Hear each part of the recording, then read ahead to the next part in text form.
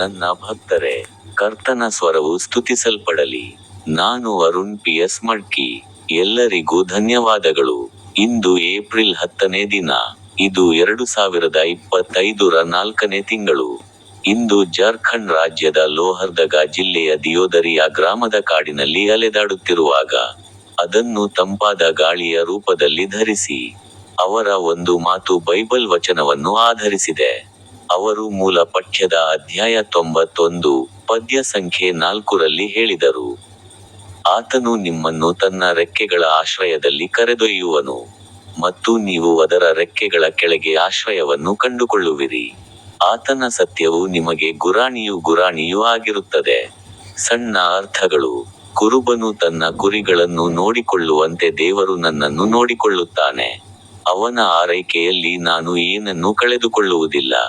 ನಿಮ್ಮೆಲ್ಲರಿಗೂ ಹೃತ್ಪೂರ್ವಕ ಶುಭಾಶಯಗಳು. ಈಗ ನನ್ನ ಯೂಟ್ಯೂಬ್ ಚಾನೆಲ್ನಲ್ಲಿರುವ ಸ್ಟಿಂಗ್ ಬಟನ್ ಅನ್ನು ಕ್ಲಿಕ್ ಮಾಡಲು ಮರೆಯಬೇಡಿ.